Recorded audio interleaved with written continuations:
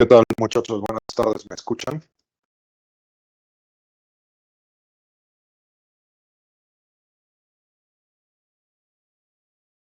¿Qué tal, muchachos? Buenas tardes, ¿me escuchan?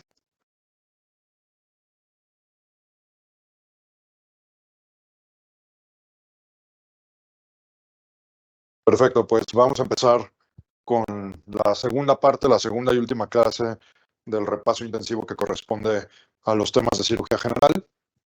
No sé si esta pregunta la alcanzamos a ver, la que ven ustedes ahí en la pantalla.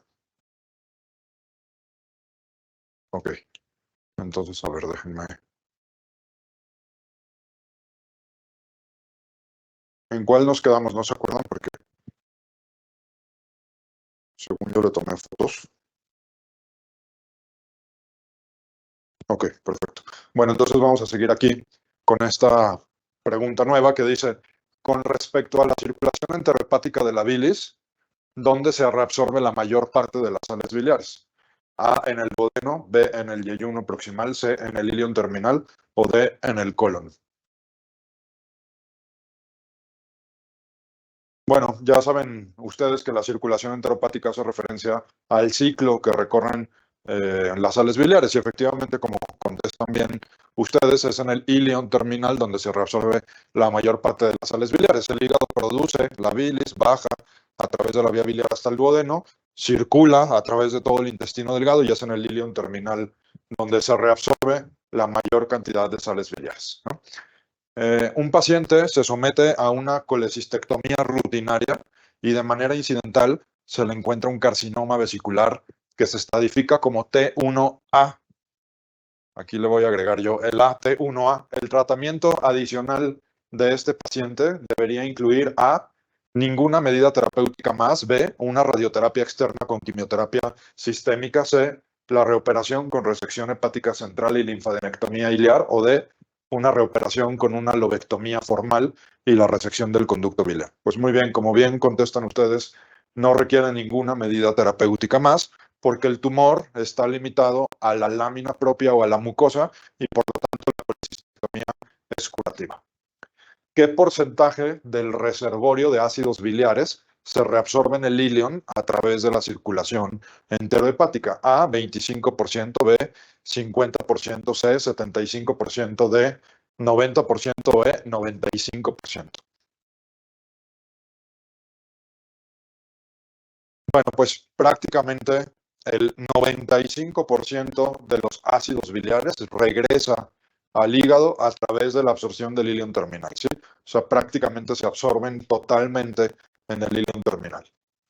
Una mujer sana de 54 años se presenta en el servicio de urgencias con dolor abdominal, fiebre, escalofríos y confusión.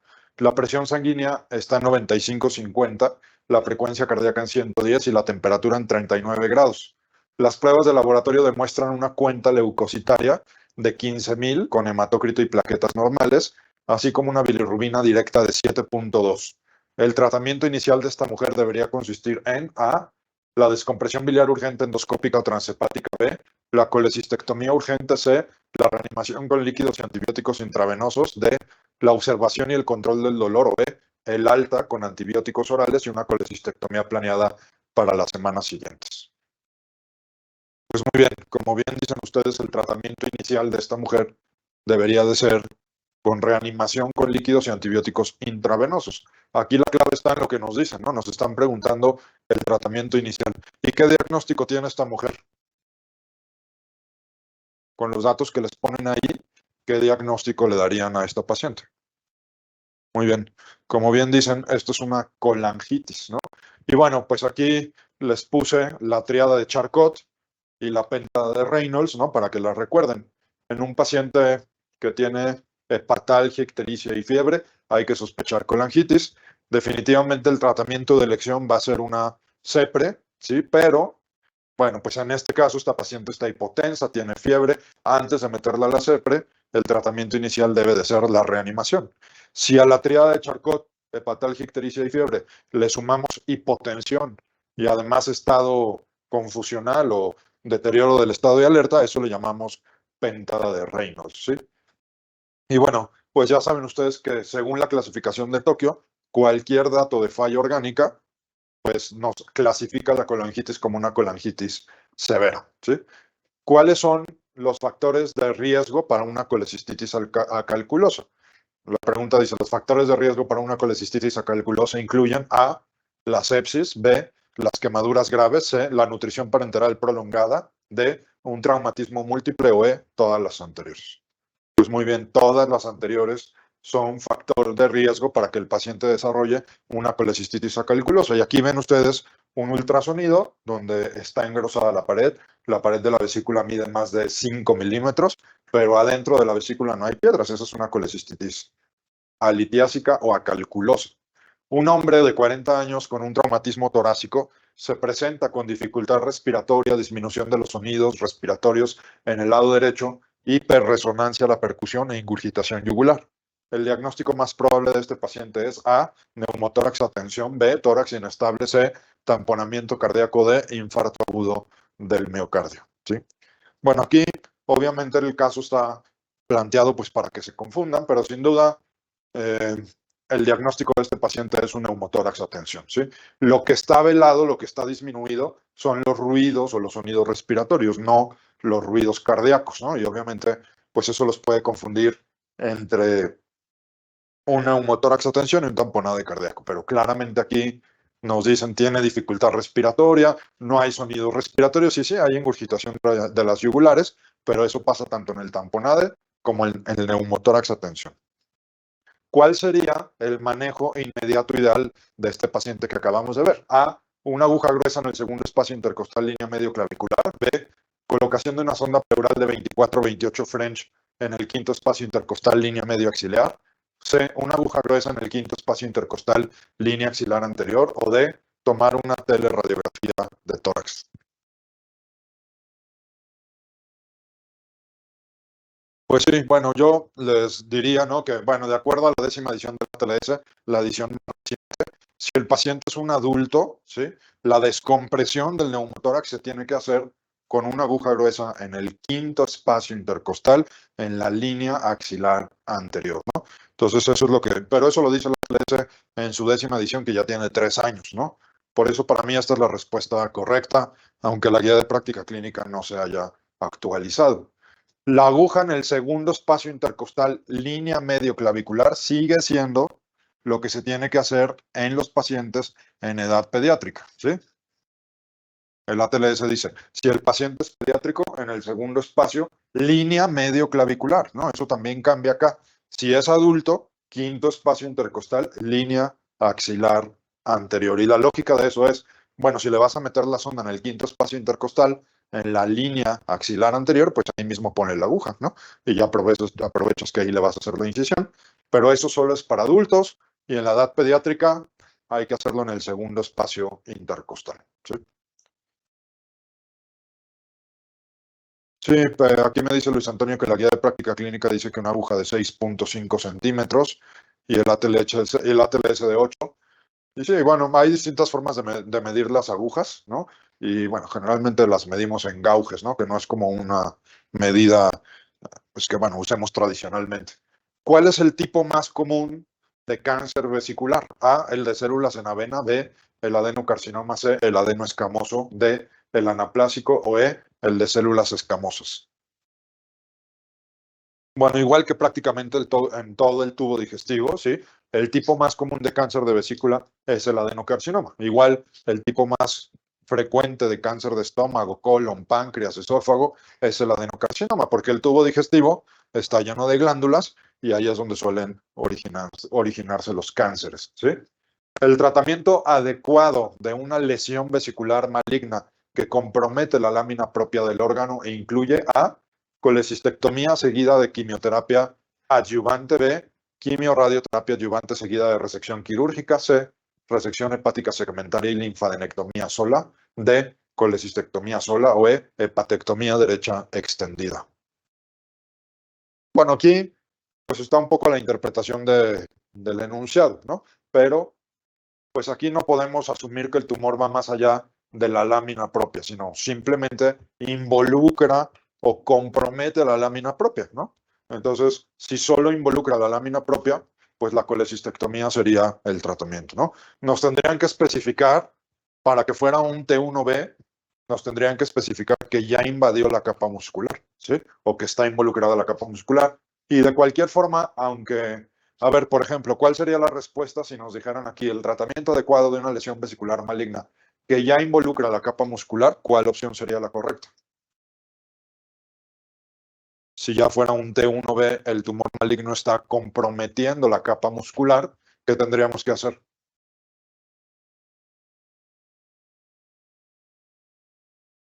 Bueno, pues qué bueno que les pregunté. Cuando el tumor, véanlo aquí, ¿no? Véanlo en este dibujo. Se considera que el tumor es T1A cuando solo involucra a la mucosa, cuando solamente compromete a la mucosa. En el caso de un tumor T1A, el tratamiento es la colecistectomía, ¿sí? Cuando el tumor es un T1B, es decir, ya involucra la capa muscular, el tratamiento que le tocaría a ese paciente sería, pues bueno, no, o sea, quimioterapia neoadyuvante no va a ser, ¿no? Porque neoadyuvante quiere decir, ¿qué quiere decir neoadyuvante? A ver, porque eso también es importante que lo sepan. Exactamente, como bien dicen, neoadyuvante significa antes de la cirugía, pero pues aquí ya lo operamos, ¿no? Entonces no podría ser neoadyuvante. La que mejor quedaría sería que dijera la A, hacer una colecistectomía o completar la colecistectomía radical y después darle quimioterapia al paciente, ¿sí? Dependiendo del resultado de los ganglios. A lo mejor la C podría estar bien también, pero dependeríamos del resultado de los ganglios para saber si le damos o no quimioterapia. Entonces, si leen las opciones y lo que les plantea la pregunta, pues ninguna otra podría ser correcta más que la colecistectomía solo, ¿sí? Bueno, entonces neoadyuvante, como bien me dijeron ustedes, es que justamente, ¿a qué más le hacemos aquí? Me dice Luis Antonio. Bueno, cuando el tumor se sale de la vesícula, ya está fuera de tratamiento quirúrgico. Por ejemplo, el T1B y el T2B, lo que se hace es hacer una colecistectomía radical. La colecistectomía radical consiste en quitar el segmento 4 del hígado y hacer una linfadenectomía periportal. A partir del T3, ¿no? Cuando el tumor ya sale de la vesícula, el paciente está fuera de tratamiento quirúrgico y lo único que le queda es la quimioterapia, pues paliativa sería en ese caso, ¿sí? Bueno, eh, bueno, y les decía, neoadyuvantes antes de la cirugía con el objetivo de intentar reducir el tamaño tumoral o la carga tumoral, y adyuvantes una vez que ya lo operaron, pues hay que, si los ganglios salen positivos, hay que completar con quimioterapia. ¿Cuál es el tratamiento más apropiado para la diastasis de rectos abdominales? A, la observación; B, la resección con reparación primaria; C, el reforzamiento con una malla; o D, la separación del componente lateral. En realidad, actualmente nosotros a la diastasis de rectos ya no solamente lo observamos, pero para cuestiones del ENARM, el tratamiento apropiado es la observación, ¿sí? Porque no es una hernia, no es una hernia, porque no hay un defecto en la aponeurosis. Lo que sucede en la diastasis de rectos es, esto es lo normal, ¿no? Los rectos del abdomen, los vientres de los músculos rectos del abdomen deberían de coincidir en la línea media, y en los pacientes que tienen diastasis están separados, pero no es un problema de la aponeurosis, por lo tanto no hay hernia, por lo tanto no hay riesgo de estrangulación, y lo que se dice es que hay que observar. Nosotros ahora no recomendamos observar, si hay que operar, pero para cuestiones del ENARM. ¿Por qué? Porque la diastasis de los rectos se asocian a muchas cosas como lumbalgias, incontinencia urinaria, distensión, meteorismo, etcétera. Y bueno, en algunos pacientes pues pueden mejorar bastante operando la diastasis, ¿sí? Esto es una cirugía que tradicionalmente se ha considerado como una cirugía estética. De hecho, los seguros no la cubren, ¿no? Porque es estética. Aquí Brandon me pregunta que cómo es la cirugía. Y literalmente lo que hacen los cirujanos plásticos, pues es dar puntos, ¿no? En la aponeurosis anterior del recto y unirlos, ¿sí? Y pues ahí aprovechan a que si le sobra piel al paciente, pues de una vez la estiran y le hacen una, pues le quitan la piel, una abdominoplastia, le quitan la piel que le sobra, ¿sí? Para eso, pues hacen una incisión en la línea media, a veces la hacen tipo Pfannstiel, pero bueno, nosotros ahora tenemos una cirugía que hacemos por la laparoscopía también, ¿no?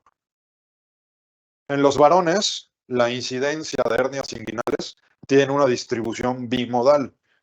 bueno, aquí vamos a empezar a ver el tema de hernias, que es muy importante porque en el año pasado vinieron muchas preguntas de hernias inguinales, ¿sí?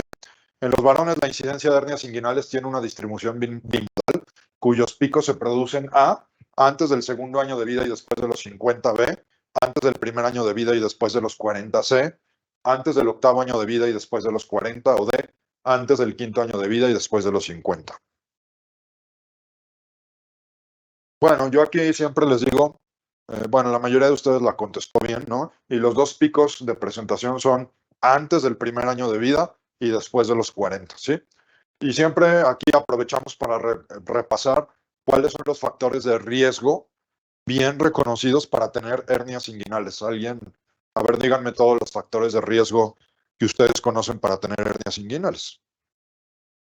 Muy bien. Definitivamente los antecedentes heredofamiliares importan, ¿no? Colagenopatías también.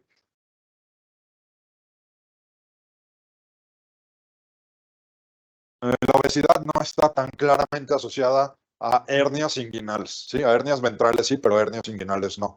Tabaquismo, sí, porque el tabaquismo finalmente influye en la colágena, ¿no? Estaría asociado a las directas, ¿no? Más que a otras. ¿Qué otras? No, hay otras más, muy bien. Tos crónica, ¿no? Los pacientes hipocosos o que por alguna razón tienen tos crónica es un factor de riesgo. ¿Qué otros? Bueno, pues justamente por eso hay un pico antes del año de vida, ¿no? Cargar peso, eso quiere decir, por ejemplo, que, pues depende, por ejemplo, de la ocupación, ¿no? Gente que se dedica a cargar macetas o, no sé, en el mercado de abastos, etcétera, pues tiene más riesgo de tener hernias inguinales. Pero aquí dice que hay dos picos de presentación antes del primer año de vida. ¿Por qué un niño, por qué un niño tendría hernias antes del año de vida? Ahí está el factor de riesgo que hace falta. Sí, los niños que, no tanto la criptorquidia, ¿no? Sino el factor de riesgo es la prematurez, ¿sí? La prematurez es un factor de riesgo para tener hernias inguinales, ¿no? Y entonces la gran mayoría de los niños prematuros tiene hernias inguinales. Otro factor de riesgo que nadie me dijo, pues es la constipación, ¿no? El estreñimiento crónico. Los pacientes que hacen esfuerzo para evacuar. Y otro factor de riesgo es la hiperplasia prostática benigna, ¿no? O el crecimiento prostático benigno, pues porque ustedes saben que para terminar de vaciar la vejiga, pues estos pacientes utilizan los músculos abdominales. Y sí, hay ciertas cirugías que predisponen a tener hernias, como puede ser una prostatectomía radical, ¿no? Los pacientes sometidos a prostatectomía radical tienen más riesgo de tener hernias inguinales, ¿sí? Bueno, define transfusión masiva. A, más de 4 concentrados eritrocitarios en una hora. B, más de 6 concentrados eritrocitarios en 6 horas. C, 10 concentrados eritrocitarios en 24 horas. O D, todas las anteriores. Bueno, esta es una de esas preguntas donde un buen tip en el ENARM es leer todas las opciones, ¿sí? Que en el ENARM son solo 4 opciones, pero todas las anteriores son definiciones de transfusión masiva, ¿sí? Quizás la más conocida, pues es la C, pero todas las anteriores son definición de transfusión masiva también, ¿sí? En caso de que sea necesaria la reanimación hídrica en un paciente quemado, ¿qué solución debería de elegir? A, Ringer lactato, B, coloides, C, albúmina o D, gelatinas. Bueno, yo siempre les digo que los cirujanos no nos complicamos la vida. Bueno, que sepan que el Ringer lactato en México no está disponible. Su equivalente se llama solución Hartmann. Hartmann, ¿sí? Y nosotros usamos la solución Hartmann para los quemados, para los politraumatizados, choques hipovolémicos, diarreas, estomas ocluidos. A todo le ponemos Hartmann, ¿sí? Entonces la respuesta correcta aquí es la A, que el Ringer lactato. Bueno, ahí tienen la foto de un paciente real quemado, ¿no? Y bueno, ustedes ahí ven que ya tiene puestas dos vías, ¿no? En este caso les pusieron vías centrales, ¿no? Que quizás no sea lo más indicado, pero bueno, pues ahí ven que tiene quemado prácticamente toda la cara anterior del tronco y pues ya lo ven intubado, ¿no? Bueno, eso es muy importante. Esta suele ser una pregunta sobre quemados también. Y vean cómo llegó este paciente a urgencias y vean cómo estaba a las pocas horas de haberlo recibido. Entonces, una pregunta que le suelen hacer en el examen son los estigmas de la quemadura de la vía aérea, ¿sí? Y bueno, este paciente los tiene todos, ¿no? Vean cómo perdió las cejas, las pestañas. Si nos asomáramos a la nariz, no veríamos las vibrisas. Seguramente este paciente pues no tiene sonidos respiratorios normales. Y la otra cosa es que pueden tener esputo acarbonatado. Y todos esos estigmas, ¿sí? Pues ya lo hacen que lo podamos definir como un paciente gran quemado, pero además es indicación de intubarlo, ¿sí? Porque así como se edematizan los tejidos blandos de la cara, se edematiza también la vía aérea, ¿sí? Bueno, yo en Twitter he visto unos videos de cuando intuban las quemaduras de vía aérea y son impresionantes, ¿no? Ustedes ven la tráquea quemada. Ahora, bueno, pues ya afortunadamente es más común tener a la mano los videolaringoscopios y pues es un poco más sencillo, ¿no? Pero bueno, estigmas de quemadura de la vía aérea es igual a intubación temprana, ¿sí? Aunque en este momento el paciente no parezca tener una dificultad respiratoria franca, si están quemados los vellos faciales hay que intubar, ¿sí? Es el problema médico que no se relaciona con una recurrencia de las hernias. A, la desnutrición. B, el uso de esteroides. C, el fumar. O D, el consumo de alcohol.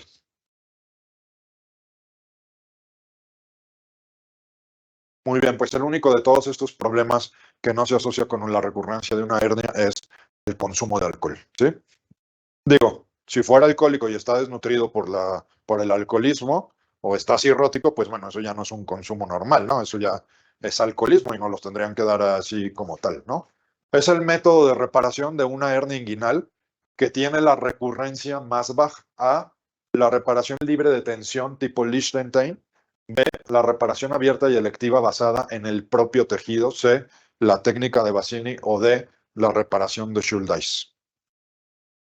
Bueno, definitivamente la técnica que tiene la menor tasa de recurrencias es la reparación libre de tensión, es decir, aquella en la que colocamos una malla, y la técnica de Liechtenstein, ¿no? Es la que se considera como el estándar de oro. Y ahí en su pantalla están viendo qué es la técnica de Liechtenstein. La técnica es poner una malla plana, tipo pantalón, y cruzar las piernas sobre el cordón espermático, ¿sí? Bueno. Cuando hablamos de una técnica sin tensión o libre de tensión, nos estamos refiriendo a que colocamos una malla, como en la técnica de Liechtenstein, ¿no? O las técnicas laparoscópicas. Cuando hablamos de una técnica con tensión, ¿no? Quiere decir que no ponemos malla y que utilizamos solo los tejidos del paciente para reparar la hernia. Lo que hacen los cirujanos pediatras siempre es esta técnica. La técnica que utilizan los pediatras se llama técnica de Ferguson, ¿sí? Que es una modificación de la técnica de Bassini, ¿sí? Y ya saben ustedes que no se les puede colocar mallas a los niños porque las mallas no van a crecer con el niño y entonces los pediatras siempre hacen técnicas con tensión. Y eso hace muy probable, ¿no? Que pues en la edad adulta el paciente vaya a tener recidiva de su hernia. Bueno, yo el antepenúltimo paciente que operé de una hernia, pues era un paciente que de niño le operaron su hernia inguinal, le hicieron una técnica con tensión y a mí me fue a ver a sus 50 años porque tenía otra vez la hernia, pero como ya terminó de crecer, pues yo ya le pude poner una malla, ¿sí? Bueno, eh, ya saben ustedes que las hernias las podemos operar por adelante o las podemos operar para atrás, por atrás, ¿no? ¿A qué se refiere eso? Bueno, por adelante es cuando yo abro la piel y pongo la malla, adelante del plano muscular. Pero el abordaje posterior es cuando entro al abdomen, ¿sí? Y pongo la malla hasta atrás del plano muscular, que es generalmente lo que hacemos en una cirugía laparoscópica, ¿sí? Para cuestiones del ENARM, el abordaje anterior, es decir, abierto con malla, es el que se considera el estándar de oro, ¿sí? Bueno, pues aquí está el resumen de los puntos clave de las hernias, ¿no? Y bueno, pues aquí vale la pena, pues, recordar algunas cosas, ¿sí? Prefiero dibujarles. Bueno, lo primero que hay que saber, ¿no? Es que el ligamento inguinal se extiende desde la espina ilíaca anterosuperior hasta el pubis, ¿sí? Ustedes pueden tocar ambas estructuras. Aquí se sienten ustedes como un huesito, ¿sí? Que es la espina ilíaca anterosuperior. Y ahí es donde empieza el ligamento inguinal Y el ligamento inguinal va de la espina ilíaca anterosuperior al pubis, ¿sí? Ese es el ligamento inguinal, ¿ok? Bueno, el pubis está pues al centro del abdomen, ¿sí? Donde queda pues la villa del cinturón. Ustedes pueden sentir el pubis, ¿sí? Ahí en el pubis están insertados los músculos rectos del abdomen, ¿sí? Ahí es donde se insertan los rectos del abdomen, que son los músculos que sacan los cuadritos, ¿sí? Bueno, ahora, lo primero que hay que saber de las hernias inguinales es que las hernias inguinales siempre están por arriba del ligamento inguinal. El origen de las hernias inguinales está siempre por arriba del ligamento inguinal. A ver, déjenme mejorar el dibujo porque no me va a caber. Entonces, bueno, aquí está el pubis. Ahí en el pubis, bueno, ahí va el ligamento inguinal, ¿no? Esas son las referencias que nosotros utilizamos para, pues, cuando operamos o exploramos a un paciente, ¿no? Aquí está un recto del abdomen y aquí está el otro recto del abdomen, ¿sí? Este espacio que está aquí es la línea media, ¿sí? Y entonces lo que les decía, las hernias inguinales siempre están por arriba del ligamento inguinal. ¿Qué pasa por abajo del ligamento inguinal? Bueno, pues hay unos grandes vasos que vienen desde adentro del abdomen y cuando pasan el ligamento inguinal se convierten en la vena y la arteria femorales, ¿sí? Dejan de ser ilíacas y se transforman en femorales. Bueno, ahora aquí viene la primera pregunta que es muy importante. ¿Cuál es la verdadera referencia anatómica que nos permite saber que una hernia es directa o indirecta? ¿Cuál es la referencia anatómica más importante? ¿Cuál es la referencia anatómica más importante para saber que una hernia inguinal es directa o indirecta? Muy bien. Aquí me dicen ligamento inguinal, ¿no? El triángulo de Hasselbalch, sí, pero no es tan importante el triángulo de Hasselbalch como nos los han hecho creer, ¿sí? La verdadera referencia importante, ¿sí? Son los vasos epigástricos profundos, ¿sí? Esos son los verdaderos, la verdadera referencia anatómica importante, ¿sí? Los vasos epigástricos profundos son los que verdaderamente nos indican si una hernia es directa o es indirecta, ¿sí? Bueno, aquí falta una estructura importante, ¿sí? Que es el orificio inguinal profundo. Y justamente lo que yo les estoy diciendo es que las hernias inguinales siempre están por arriba del ligamento inguinal. Entonces el orificio inguinal profundo está por arriba del ligamento inguinal. ¿Y hacia dónde va el canal inguinal? ¿Hacia dónde baja el canal inguinal? Aquí empieza, el canal inguinal empieza saliendo del abdomen y efectivamente, ¿no? El canal inguinal va a bajar hasta el escroto, ¿no? Entonces, bueno, ahí va el canal inguinal, ¿sí? Bueno, porque a través del canal inguinal, pues va el cordón espermático y en el cordón espermático van varias estructuras importantes que bajan hacia el testículo, ¿sí? Si hay un orificio inguinal profundo, pues también hay un orificio inguinal superficial, ¿sí? Bueno, ¿qué va en el cordón espermático? En el cordón espermático va la arteria testicular, ¿sí? Va el plexo pampiniforme, va el conducto deferente, ¿sí? Y además va el nervio ilioinguinal, que es un nervio sensitivo, ¿sí? Esas son las estructuras. Todo eso va envuelto en una capa muscular que es el músculo cremaster, ¿sí? La arteria testicular es una rama directa de la aorta, ¿sí? El plexo pampiniforme son las venas que drenan al testículo. Cuando están dilatadas causan, ¿qué enfermedad causa cuando están dilatadas el plexo pampiniforme? El signo de la bolsa de gusanos causan varicocele, la primera causa de infertilidad masculina. El conducto deferente es el que cortamos o cortan los urólogos para hacer vasectomías, por ahí viajan los espermatozoides, y el nervio ilioinguinal es un nervio sensitivo. Generalmente el nervio ilioinguinal, ¿no? Pues es responsable de que el paciente después de una cirugía de la hernia inguinal pues pueda tener dolor, ¿sí? Bueno, a ver, estas fibras que voy a dibujar aquí, ¿a quién pertenecen? ¿O qué estoy dibujando aquí? ¿Qué es eso? Viene desde la cara lateral del abdomen y llega hacia, bueno, pues llega a confluir a la línea media. Es una aponeurosis, muy bien. ¿Y qué aponeurosis es? Nosotros le llamamos aponeurosis, los gringos le llaman fascia, pero es lo mismo, ¿sí? Vean cómo van las fibras, van completamente transversas, ¿sí? Entonces, ¿qué aponeurosis es? Es la aponeurosis del transverso, lo que nosotros conocemos como fascia transversales, ¿sí?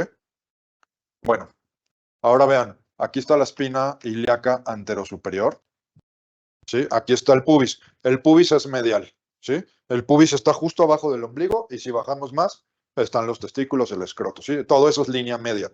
Entonces, si la hernia se origina medial, medial a los vasos epigástricos, ¿qué tipo de hernia es?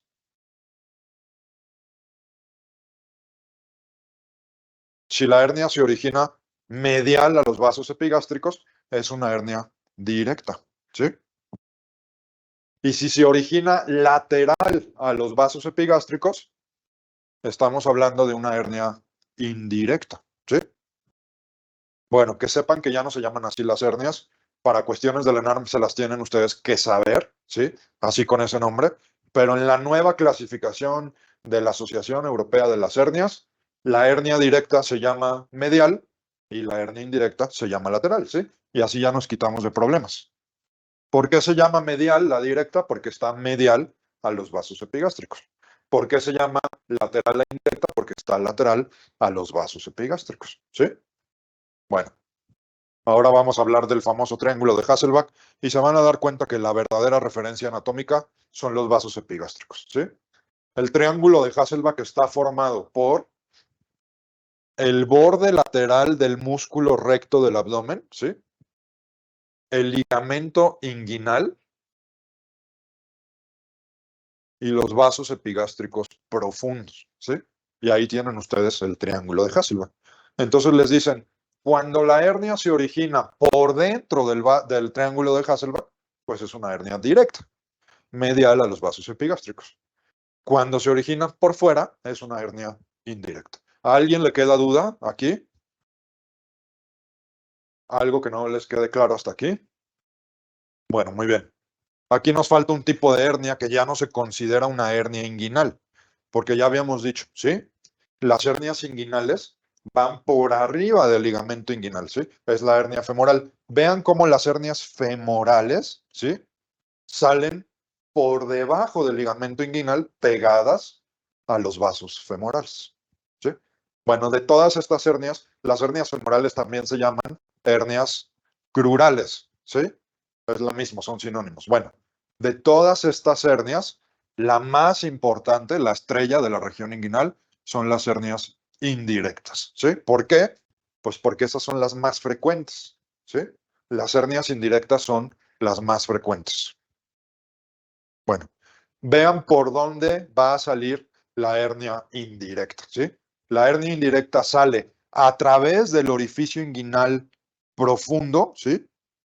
Y sigue al canal inguinal, ¿sí? Imagínense que ese es un lipoma, pues ahí va metido al canal inguinal, esa es una hernia indirecta, ¿sí? O sea que si esa hernia creciera, pues puede llegar hasta el escroto, ¿no?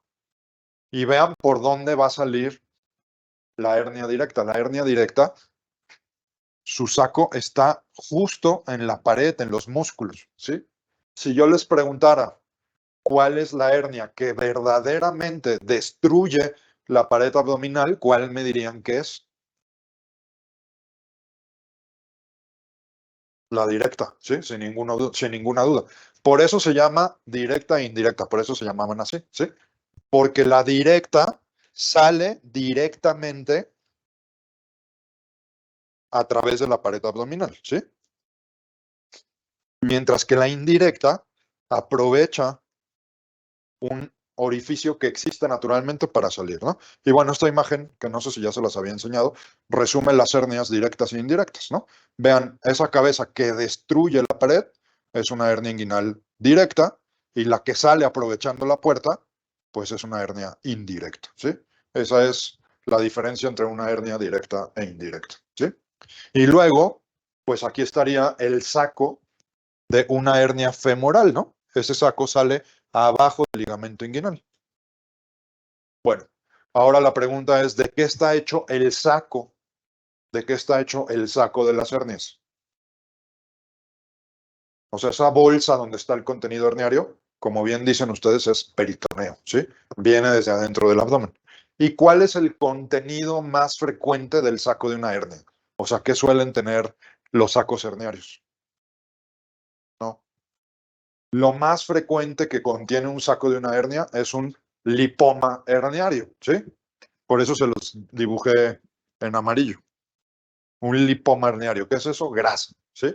Grasa que se mete ahí y se amolda en el saco de la hernia. No es intestino, no es la vejiga, no es el colon, afortunadamente, ¿no? Porque veríamos muchas más catástrofes asociadas a las hernias. El contenido más frecuente de las hernias son los lipomas herniarios. Bueno, aquí viene una pregunta importante. ¿Dónde está el problema de una hernia inguinal indirecta? ¿Por qué salen las hernias? ¿Cuál es el problema? ¿Por qué salen las hernias indirectas? ¿Dónde está el problema? Así es, el problema está en el anillo inguinal profundo, ¿sí? ¿Cuál es el problema? Pues el problema es que está demasiado grande, ¿sí? Es un anillo demasiado grande. Por lo tanto, las hernias indirectas se consideran hernias congénitas, ¿sí? Porque pues los pacientes ya nacen con el orificio grande, ¿sí? No es que de repente se les haya hecho. ¿Por qué se manifiesta hasta la edad adulta? Ah, pues porque hasta la edad adulta es que este paciente empieza a hacer esfuerzos, a cargar peso, a toser, etcétera, ¿sí? Bueno, ¿dónde está el problema de una hernia directa? ¿Cuál es el problema de una hernia directa? ¿Por qué salen? ¿Dónde está? ¿Qué está enfermo? El problema de una hernia directa, muy bien, como bien dice Luis, es que la fascia transversalis, ¿sí? Se vuelve laxa, se vuelve guanga de mala calidad, ¿sí? Bueno, y finalmente, ¿cómo se tratan las hernias? Pues poniendo una malla, ¿sí? Y la malla se pone aquí, ¿sí? El vértice de la malla la fijamos al pubis y a lo largo de todo el ligamento inguinal ponemos una malla y tapamos los dos defectos, ¿sí? Eso se llama técnica de Lichtenstein, ¿sí? Bueno, pues eso es lo que hay que saber de las hernias. Bueno, habiendo dicho esto, ¿no? ¿Cuál creen ustedes que sean las hernias? Hablando de directa o indirecta, ¿cuál es la hernia que más recurre? Es decir, una vez que ya lo operé, ¿cuál es la que más frecuentemente vuelve a salir?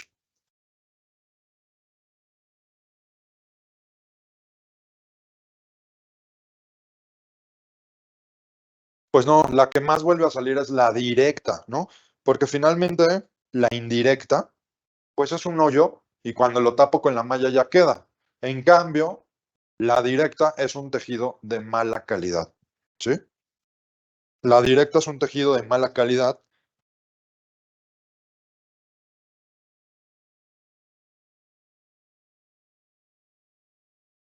y por eso es la que más vuelve a salir, ¿sí? Entonces las que más recurren son las directas. ¿Alguna duda hasta aquí? Vean, vamos a revisar unos puntos clave de las hernias, ¿sí? Fernando me dice que cuál es el estudio de imagen de elección, el ultrasonido, ¿sí? Pero para diagnosticar una hernia solamente se necesita la exploración física, ¿sí? Miriam me pregunta, ¿estas hernias siempre se operan? Sí, a menos de que la cirugía sea de alto riesgo, ¿no? Si es una hernia no complicada y la cirugía es de alto riesgo, la recomendación es operar, ¿sí? Es observar, perdón, no operar.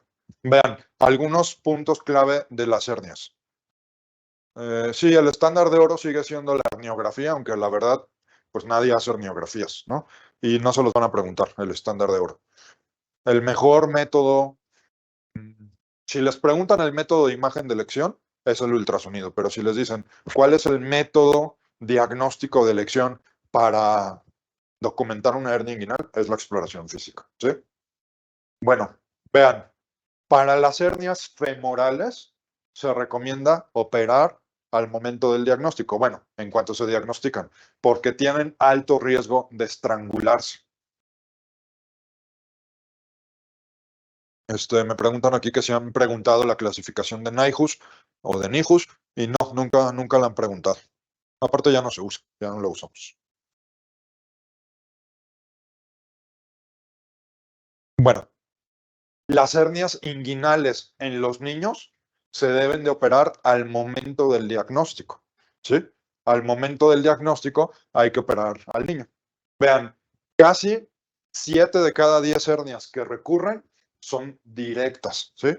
Porque es tejido de mala calidad. Es una fascia guanga, débil, laxa, viejita, ¿sí? Las hernias inguinales más frecuentes en mujeres son las indirectas. Las hernias indirectas son las más frecuentes en hombres, mujeres, niños y niñas. Tener antecedentes heredofamiliares de hernias aumenta 8 veces el riesgo de tener una hernia inguinal, ¿sí?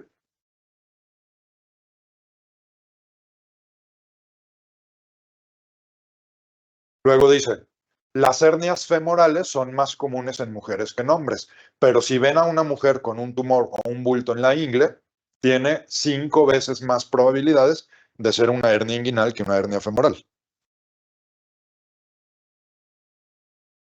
Luego dice, 40% de las hernias no se diagnostican, de las hernias femorales no se diagnostican hasta que ya están estranguladas. Las hernias inguinales indirectas son más frecuentes del lado derecho. Y entonces así podemos concluir que la hernia más común en el ser humano es la inguinal indirecta derecha.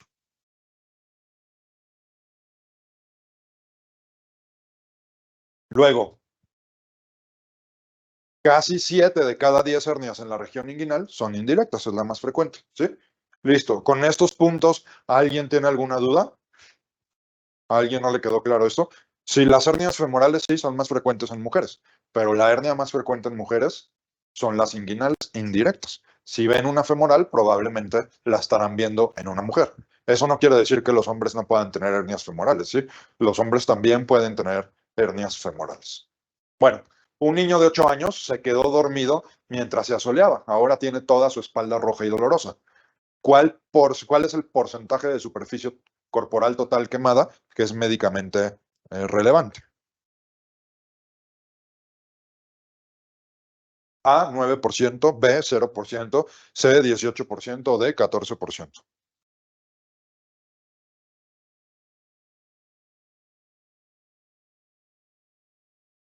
Efectivamente, sí. Este niño tiene quemaduras de primer grado y por lo tanto el porcentaje de quemaduras médicamente relevante es de cero, ¿sí? Porque el tratamiento pues va a ser pues ponerle emolientes, crema de almendras, caladril, lo que ustedes quieran. No requiere reposición de líquidos, ni manejo del dolor, ni ninguna otra cosa, ¿sí? Bueno, las quemaduras de primer grado no se cuentan para el cálculo de la superficie corporal total quemada. ¿Cuál de las siguientes opciones es la más consistente con una estenosis pilórica? ¿Sí? Y bueno, ahí la pregunta que le están haciendo es ¿cuál es el hallazgo gasométrico más frecuente en un niño con estenosis pilórica? Pues bueno, no les voy a leer los números porque...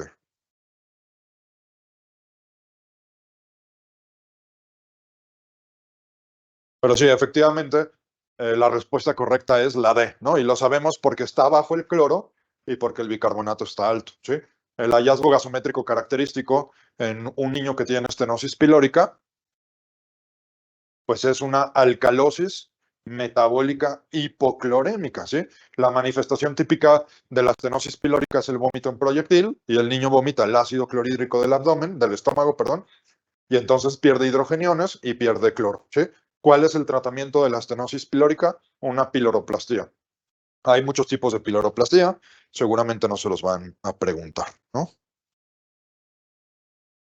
Al revisar las heridas de un paciente quemado, observa esto. Huele a tortilla quemada o tiene olor como a uva o como a una tortilla de maíz dulce, según el rotante gringo que está pasando visita con usted y que tuvo que salir a respirar aire fresco porque se mareó. ¿Cuál es el agente etiológico más probablemente que está infectando estas quemaduras? Bueno, pues sí, efectivamente es la Pseudomonas aeruginosa, que pone de este color verde los apósitos de los quemados y es la bacteria que más frecuentemente se asocia a sepsis en el paciente quemado.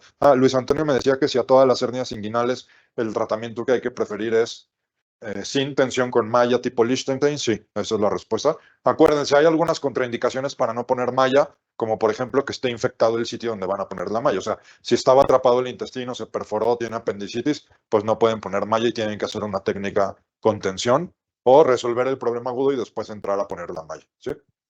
¿Cuál es la indicación más común para una intervención quirúrgica en el adulto mayor, ¿no? A, la enfermedad coronaria; B, la enfermedad del apéndice; C, las fracturas de los huesos largos; o D, las enfermedades de la vesícula y las vías biliares.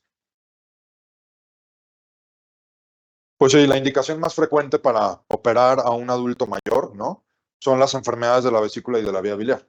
Y yo sé que ustedes me podrán decir, pero la cadera, bueno, que sepan también, ustedes seguramente lo han visto, no todas las fracturas de cadera se operan y la cadera pues es la sinergia de varios tipos de hueso. Y una fractura de cadera puede no ser una fractura de un hueso largo, ¿están de acuerdo, no? Porque la cadera se forma de la oreja de la pelvis y del fémur, ¿no? El fémur sí es un hueso largo, pero las orejas de la pelvis pues no son huesos largos, no se consideran huesos largos, ¿sí? Entonces, bueno, por eso es que la fractura de hueso largo no es la respuesta correcta en este caso. Aunque en realidad esta no es la cirugía que más frecuentemente se hace en un adulto mayor. A ver, ¿cuál se les ocurre que sea la cirugía que más frecuentemente se hace en un adulto mayor?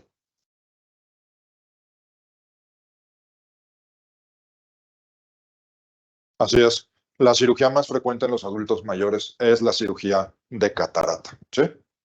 Muy bien. O sea que los oftalmólogos son los que más viejitos operan. Un paciente masculino de 70 kilos acude a urgencias por una herida por arma blanca en el abdomen. Está hipotenso, taquicárdico y confundido. ¿Qué porcentaje de volumen sanguíneo ha perdido? A, 5%; B, 10%; C, 20% o D, 35%. Efectivamente, ¿no? El volumen de sangre que ha perdido este paciente es del 35%. ¿Y cómo lo sabemos? Pues porque ya nos dicen que está confundido, ¿sí? O sea, ya tiene alteración del estado de alerta. Aquí tienen la clasificación del choque hipovolémico del Colegio Americano de Cirujanos, ¿sí? Y aquí claramente les dicen, bueno, ¿cómo están calculados estos grados de choque en un paciente, este paciente más o menos el que ven aquí, ¿no? ¿Cuántos litros de sangre circulante tiene? Un adulto joven, varía si es hombre o mujer, pero en general en números redondos, ¿cuántos litros de sangre hay? Muy bien, 5 litros, ¿sí? Un adulto joven tiene 5 litros de sangre circulante. Y entonces para mí es más fácil aprenderse los porcentajes, ¿sí? Grado 1, ¿sí? Es menos del 15%; grado 2, 15 a 30; grado 3, 30 a 40; y grado 4, más de 40, ¿sí? Y entonces ya pueden sacar los porcentajes. 5,000 mililitros por 15% equivale a 750, ¿no? 30% equivale a 1,5 litros; 40% a 2 litros. Bueno, aquí el dato clave es que este paciente ya está confundido, ¿sí? Bueno, de esta clasificación, lo importante es que, miren, un paciente puede sangrar hasta 750 mililitros y prácticamente no tener ninguna manifestación. Vean, no tiene taquicardia, la presión arterial se mantiene normal, la frecuencia respiratoria y el pulso normales, ¿no?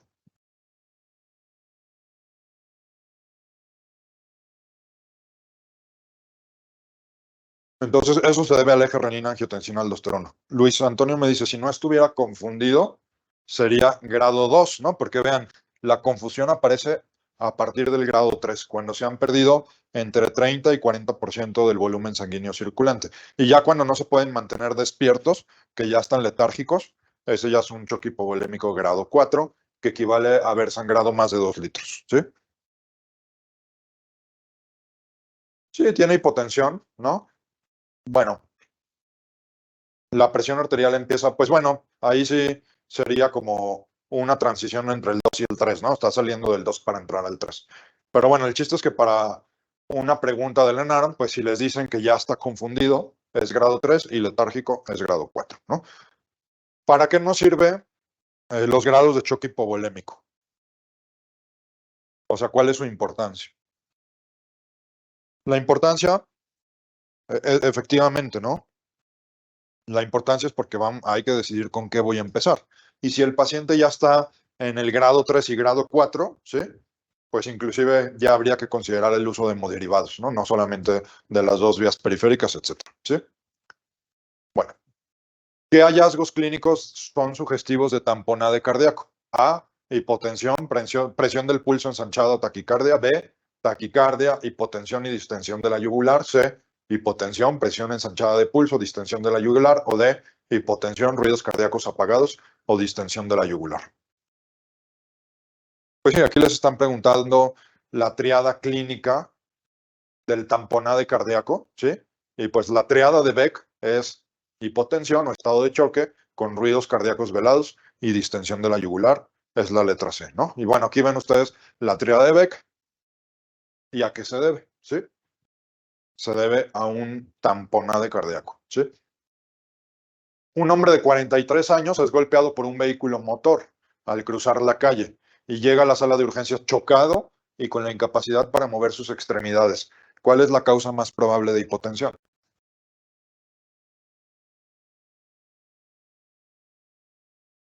Bueno, aquí este caso clínico está mal, ¿no? Porque nos tendrían que especificar qué extremidades son las que no puede mover. Si asumimos que no puede mover ninguna de sus 4 extremidades, lo más probable que es que este paciente esté chocado por un choque neurogénico, ¿sí? Pero si nos dicen que son solamente las extremidades inferiores, pues lo más probable es que sea un choque hipovolémico y bueno, pueden coexistir los dos tipos de choque, ¿no?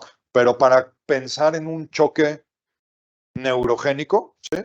Pues nos tendrían que dar algunos otros lados. Por ejemplo, que la piel está roja, está vasodilatado, caliente, ¿sí? Está bradicárdico. Y siempre para pensar en un choque neurogénico, la sección medular tiene que ser muy alta, ¿sí? De las primeras torácicas o de alguna cervical, ¿ok? ¿Cuál de las siguientes no es un componente del síndrome de respuesta inflamatoria sistémica o SIRS? A, la temperatura. B, la cuenta de leucocitos. C, la presión sanguínea. O D, la frecuencia cardíaca.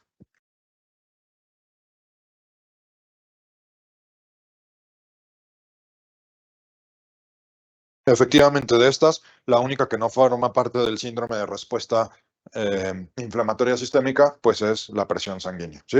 Y aquí tienen los criterios. Debe de tener fiebre o estar con tendencia o sea, más de 38 menos de 36, la frecuencia cardíaca, la frecuencia respiratoria y los leucocitos, ¿sí? Esos son los hipotermias, se me fue la palabra. Tendencia a la hipotermia o fiebre, frecuencia cardíaca alta, frecuencia respiratoria alta y los leucocitos altos o bajos, ¿sí? Pero la presión arterial no forma parte del síndrome de respuesta inflamatoria sistémica. ¿Cuál de los siguientes no es un signo de neumotórax? Atención. A, desviación traqueal. B, ruidos respiratorios apagados. C, insuficiencia respiratoria con hipertensión. O D, venas del cuello distendidas. Pues un neumotórax, atención, no esperaríamos que el paciente esté hipertenso, ¿sí? El neumotórax, atención, es una causa de hipotensión, ¿sí? Entonces esa es la respuesta correcta. Típica pregunta del examen nacional de residencias y de estas les van a aparecer 3 o 4 donde tienen que calcular la escala de coma de Glasgow. No solamente calcular el puntaje total, sino tienen que especificar cuántos puntos le corresponde a cada apartado de la escala de coma de Glasgow. Entonces aquí dice, hay un paciente con apertura ocular espontánea que está confundido y que sí localiza el dolor. ¿Cuántos puntos en la escala de Glasgow tiene? Perdón. Bueno, ya me dan la respuesta, ¿no? Y la mayoría de ustedes me dice, tiene 13 puntos, pero ahora desglósenlo. ¿De dónde sale la suma? Y bueno, para eso hay que acordarse que la escala de coma de Glasgow revisa tres cosas, ¿sí? La respuesta ocular, la respuesta verbal, ¿sí? Y la respuesta motora. Y van en orden, ¿sí? La respuesta ocular les puede dar máximo 4 puntos, la verbal 5 y la motora 6, ¿sí? Claro, considerando que en la escala de coma de Glasgow no hay ceros, ¿sí? Hasta un cadáver tiene 3 puntos en la escala de coma de Glasgow, ¿sí? Bueno, pues aquí Fernando y Luis Antonio lo ponen, lo vamos a revisar ahora, ¿no? Desglosado. Este paciente abre los ojos espontáneamente, entonces le vamos a dar 4 puntos en la escala de coma de la respuesta ocular, ¿sí? Está confundido, le tocan otros 4 puntos, ¿sí? Y localiza el dolor. Entonces le tocan 5 puntos. 4 más 4 más 5, 13 puntos totales, ¿sí? Entonces les pueden poner cuántos puntos en total tiene o se los ponen desglosado y ustedes tienen que escoger la opción correcta. Vean, los ojos 4 puntos, la boca 5 puntos y lo motor 6 puntos. La verdad es que lo ocular y lo verbal está muy fácil. Donde se suelen atorar es en lo motor, ¿sí? Si abre los ojos espontáneamente, vale 4 puntos. Si abre los ojos solo al estímulo verbal, 3 puntos. Si abre los ojos solo ante un estímulo doloroso, 2 puntos. Y si no abre los ojos para nada, 1 punto, ¿sí?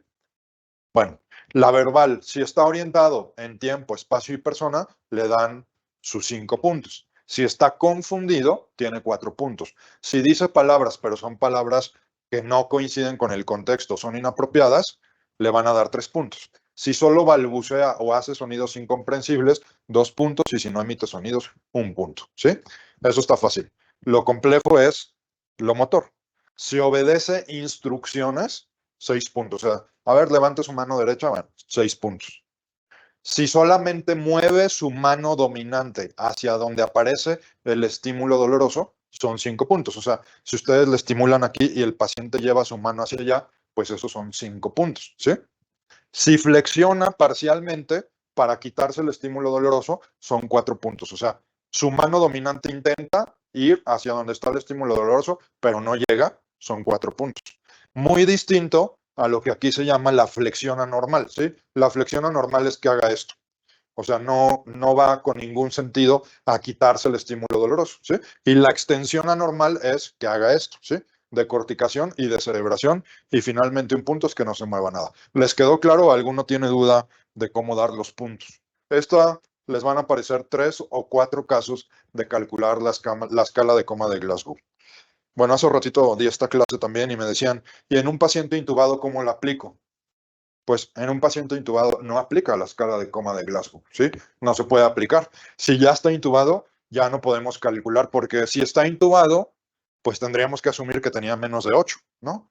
Porque esa es la indicación para intubar. Otro punto importante de la escala de coma de Glasgow es que está hecha, nació la escala para analizar la severidad de un traumatismo craneoencefálico, ¿sí? Que ahora nosotros la usemos para todo, pues no quiere decir que esté bien, ¿sí? La usamos para hemorragias o para eventos vasculares y está mal, ¿sí? La utilidad verdadera de la escala de coma de Glasgow es para el trauma y en ese contexto se tiene que aplicar. Si el paciente ya está intubado, pues ya no aplica, ¿sí? ¿Alguna pregunta, algo que no les quede claro de la escala de coma de Glasgow? Bueno, ¿qué porcentaje de superficie corporal total quemada tendría un paciente que ha sufrido quemaduras en una extremidad inferior circunferencial y en una extremidad superior circunferencial y en la cara anterior del tronco? A, 18%, B, 27%, C, 36% o D, 45%. Bueno, aquí la palabra clave y donde les están poniendo la trampa es aquí, ¿eh? Tronco. No dice tórax, dice tronco. Bueno, pues eso aquí les dicen, ¿no? Una extremidad superior completa, ¿no? Está quemado todo esto y eso equivale a 9%. Una extremidad inferior completa, ¿sí? Eso equivale a 18 puntos, ¿sí? Y después le dicen la cara anterior del tronco. La cara anterior del tronco incluye el tórax anterior y el abdomen, ¿sí? Y esos son otros 18 puntos. 18 más 18 más 9, 45% de la superficie corporal total quemada. Este dibujo sirve para que vean cómo el cuello, ¿sí?, forma parte de la cabeza, ¿sí? Ahí está incluido en el 9 que vale la cabeza. Vean los glúteos forman parte de la extremidad inferior. Las manos y los pies forman parte de la extremidad superior, ¿sí? Bueno, es que eso es justo ahí donde les ponen la trampa, ¿no? A ver, déjenme borrar mis anotaciones. El tronco es esto. Ahí está el tronco, ¿sí? Y luego el tronco es esto. El tronco, como ven ustedes, está dividido en 4 secciones. Tórax anterior, tórax posterior, abdomen y espalda, ¿sí? Y cada una vale 9. 9 por 4, 36% de superficie corporal está en el tronco, ¿sí? Entonces, a la pregunta de si solo el tórax es 9, si solo es el tórax anterior, son 9. Si es tórax circunferencial, son 18, ¿sí? Bueno, 3 horas después de una lesión por quemadura, que consiste en quemaduras circunferenciales de tercer grado de la muñeca y el codo del brazo derecho, un paciente pierde la sensación al tacto ligero de sus dedos. La función motora de los dedos está conservada, está intacta.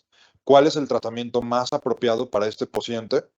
A, elevar la extremidad, hacerle un ultrasonido Doppler cada 4 horas y si los pulsos distales están ausentes, 8 horas más tarde hay que efectuar una escarotomía inmediata. B, la palpación de los pulsos distales y la escarotomía inmediata si los pulsos están ausentes.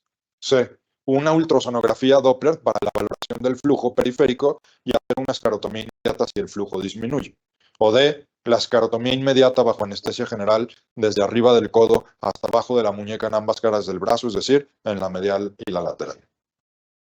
Bueno, pues muy bien, la respuesta correcta, como bien pone la mayoría de ustedes, es la letra C, ¿sí? Ahí ven cómo se hace una escarotomía. ¿Por qué la C? Bueno, porque la característica de una quemadura de tercer grado es que se queman las terminaciones nerviosas. Una quemadura de tercer grado no duele. Entonces no sabemos si la pérdida de la sensibilidad es por la misma quemadura o porque verdaderamente tiene un síndrome compartimental. El que nos va a dar el dato objetivo de si sí es un síndrome compartimental es el Doppler, ¿sí? Lo que no puedo hacer, lo que no debo hacer, ¿sí?, es esperar a que los pulsos desaparezcan, porque si los pulsos desaparecen, ya no hay nada que hacer por esa extremidad, ¿sí? Entonces, si tengo una quemadura circunferencial, tengo que hacer un Doppler y medir los flujos. Si los flujos están disminuidos, pues hacer la esclerotomía. ¿Cuál es el requerimiento de líquidos en un hombre que pesa 50 kilos, que tiene una quemadura de primer grado en su brazo y pierna izquierdos, de segundo grado y quemaduras de tercer conferencial en el tórax y la extremidad inferior derecha? ¿Y cuál debería de ser la velocidad con la que administremos los líquidos, ¿no? Pues aquí lo primero que tienen que hacer es calcular la superficie corporal total quemada y después la fórmula de Parkinson, ¿sí? A ver, calcúlenlo. Yo voy a hacer mi muñequito. No les voy a decir, pero ustedes ahí lo van a ir viendo cómo calculo la superficie corporal total quemada, ¿no? Y pues a ver si coincide.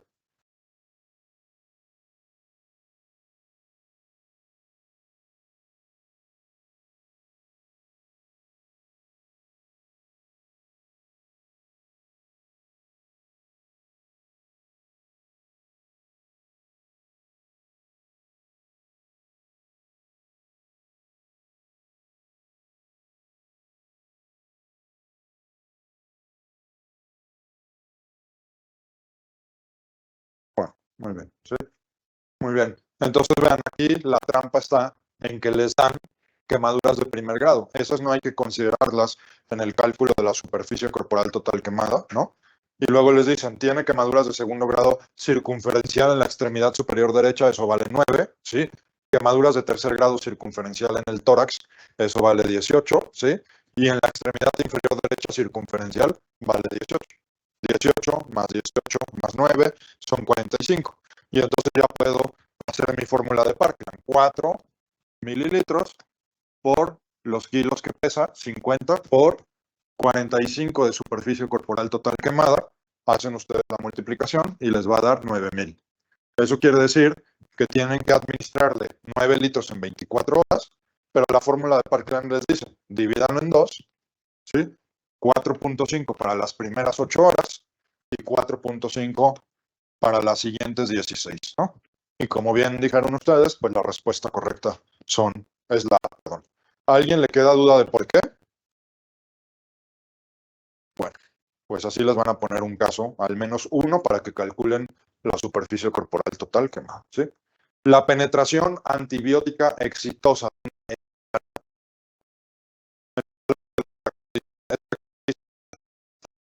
El tórax circunferencial, ¿no? Ahí. Aquí les dicen, ¿no? Está quemado de segundo grado circunferencial la extremidad superior y quemaduras de grado circunferencial en la extremidad inferior derecha. A ver, déjenme ver. Dice quemaduras de tercer grado circunferenciales en el tórax y en la extremidad inferior derecha. Circunferencial quiere decir pues que le dio vuelta completa al tórax. Eso quiere decir que tiene el tórax anterior y el tórax posterior quemado. El tórax anterior vale 9 y el tórax posterior vale 9, ¿sí? Y de ahí salen los 18. Porque sí les aclaran que son circunferenciales. Bueno. La penetración antibiótica exitosa de una escara de quemadura puede lograrse con A, acetato de mafenida, B, neomicina, C, nitrato de plata o D, sulfadiazina argéntica.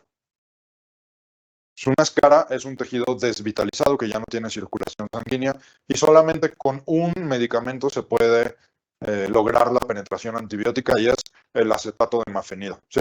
Es el único que se puede aplicar en una escara para promover la absorción de antibióticos. Bueno, en el manejo de quemaduras, en la atención primaria del paciente, pues lo que recomienda la guía de práctica clínica es la sulfadiazina argéntica, ¿no? Pero tiene sus contraindicaciones. Quemaduras, por ejemplo, en la cara no se pueden utilizar porque puede hiperpigmentar la piel, ¿no? Y además tiene reacciones adversas que hay que cuidar, inclusive hepatitis o neutropenia. Entonces, bueno, pues la sulfadiazina no es como que se pueda utilizar así tan fácilmente, ¿sí? 14 días después de la admisión hospitalaria por una quemadura de grosor parcial del 30% de la superficie corporal total e inestabilidad hemodinámica que requirió un acceso venoso central, un paciente desarrolla una curva de temperatura en pico. A la exploración física, el sitio de inserción del catéter venoso central se observaba rojo, sensible y caliente. ¿Cuál es el mejor tratamiento para esta complicación? A. El cambio del catéter venoso central sobre una guía de alambre y cultivar la punta del catéter previo. B. Tratar al paciente con antibióticos y B. Hasta la extracción de cultivos de sangre seronegativos del catéter. C. La extracción del catéter venoso central, el cultivo de la punta y la colocación de un nuevo catéter en el sitio contralateral. O D. La extracción del catéter y el tratamiento del paciente con antibióticos orales y medicamentos contra el dolor como sea necesario. Pues muy bien, la respuesta es la C, ¿no? Hay que quitar el catéter y poner otro del lado contralateral, donde no estaba el catéter. Las bacterias que infectan los catéteres, pues son las que están en la piel, ¿no? Entonces, si volvemos a meter el catéter donde estaba el otro infectado, pues se va a infectar el nuevo catéter, ¿no? ¿Cuál de las siguientes opciones puede verse de forma frecuente en el síndrome de Ehlers-Danlos? A. Pequeñas oclusiones intestinales. B. Trombosis espontánea. C. Hernias directas o recurrentes en niños. O D. Cicatrización anormal de las manos con contracturas. Pues sí, este es una enfermedad de la colágena y si la colágena está enferma, las aponeurosis están enfermas y estos son niños que tienen hernias directas o recurrentes, ¿sí? Además de que tienen otras muchas características, en general, hiperlaxitud de las articulaciones, subluxación del cristalino y cicatrices anormales, pero son cicatrices atróficas, no contráctiles, ¿sí? Pero pues vean cómo doblan completamente la pierna, ¿no? Y tienen muchas otras manifestaciones que es un síndrome donde está enferma la colágena, ¿sí? ¿Cuál es la infección nosocomial más frecuente? A, la infección de vías urinarias, B, la sepsis, C, la neumonía o D, una infección micótica. Muy bien, pues la infección hospitalaria más frecuente es la infección de vías urinarias, ¿sí? Yo sé que, pues, ustedes conocen el término de la neumonía asociada a cuidados de la salud, ¿sí?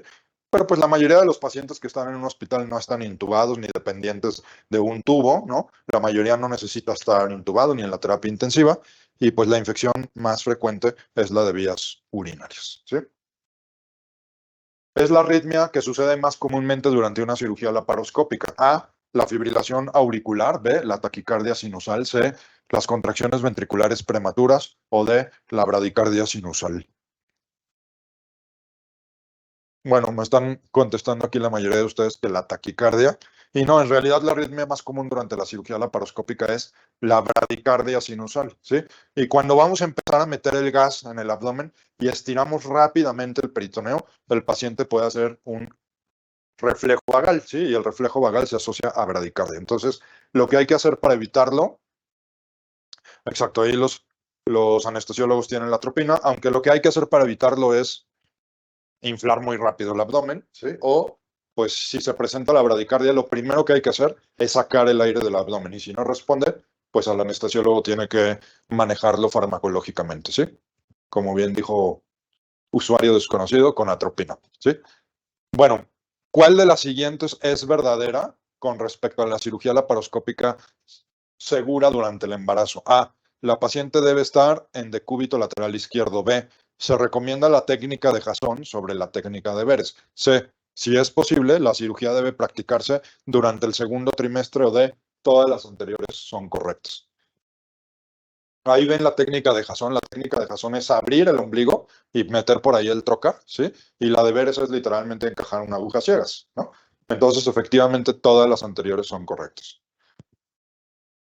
La técnica de Beres en el embarazo, pues se asocian más lesiones, perforaciones de útero o lastimar al feto con la aguja que se mete a ciegas. Beres era ginecólogo y bueno, pues él fue el que inventó la aguja de Beres y a los ginecólogos les encanta utilizar la aguja de Beres. Yo personalmente no la uso, ¿sí? Bueno, después de una lesión térmica, el área más accesible de salvar mediante el uso de técnicas de reanimación y el manejo de heridas es A, la zona de hiperemia. B, la zona de coagulación. C, la zona de estasis. O D, la zona quemada.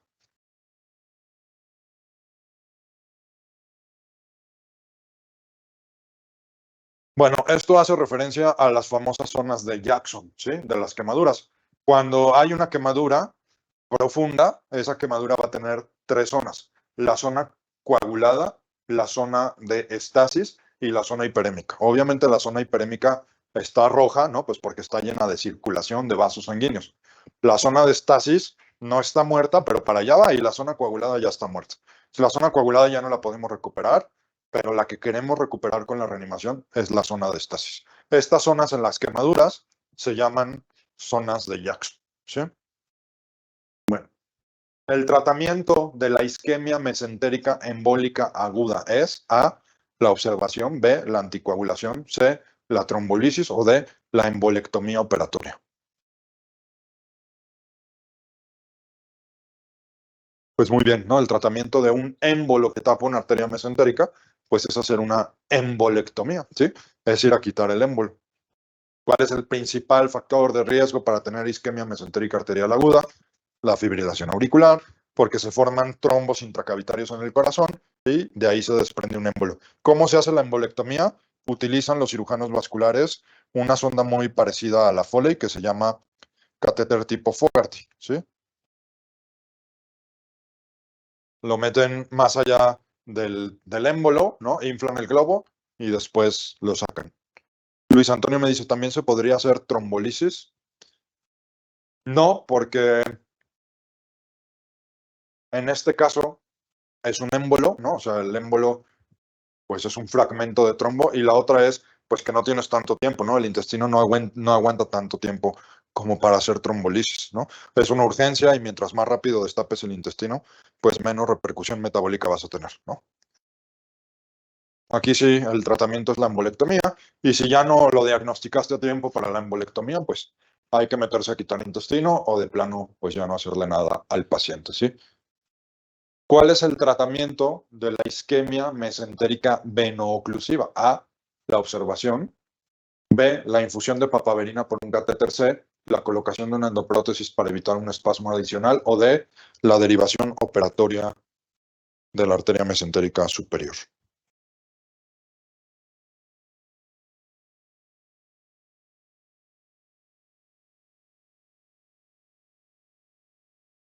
bien, pues la mayoría de ustedes respondió bien, ¿no? Y la respuesta correcta es la B, usar una infusión de papaverina por catéter. Bueno, supongamos que no están ahí esas opciones, ¿no?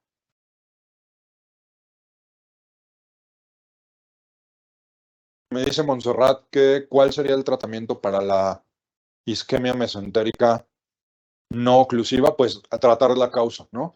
Por ejemplo, o mejorar la perfusión.